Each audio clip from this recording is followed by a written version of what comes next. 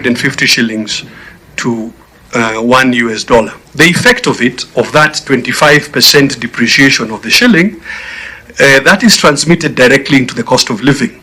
So that everything that you are buying this year, this August or this October, is 25% more expensive than it was last year, simply because of the effect of the exchange rate. Of course, the committee will want to address itself, what drives exchange rate. You have had some of it already here from FKE. Portfolio flows, meaning the monies that foreigners come to invest in our stock exchange. And what has happened is that the foreigners have left. That's why the stock exchange is at its lowest point, and I'll show you a slide to that effect in just a moment. Now, we've said to the committee, management of public finances as a key driver of the cost of living questions. Why? Because taxation and borrowing have a direct bearing on what happens to the citizen, and we'll show you a couple of slides on that.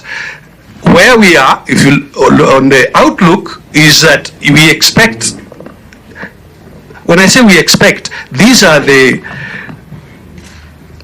policies and instruments that have been placed already in Parliament. For example, the budget policy statement and the midterm expenditure framework. What does it call for? It calls for increased taxation. So next year, taxes are expected to go up 400 billion. It calls for continued borrowing, and I'll show you a slide in a moment, that the budget deficit is in the order of 760 billion, and that is expected, that is what is planned. Both things imply that it is not possible to bring the cost of living under control. Third point to make, experts agree we are in dire possibility, we are in debt distress, and the risk of debt default is looming, and all those things show that in fact we are on a terrible trajectory. Is it only against the dollar that the shilling is losing ground? That's a chart that shows you what has happened to the shilling in relation to the Tanzanian shilling. If you just go back to the slide, what you'll notice, we're moving from, again, a similar kind of depreciation of the Kenya shilling against Tanzania.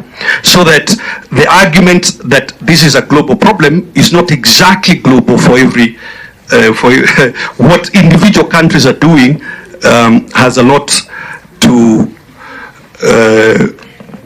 explain the cost of living for their citizens. Now, management of public finances is, honorable members, fairly straightforward.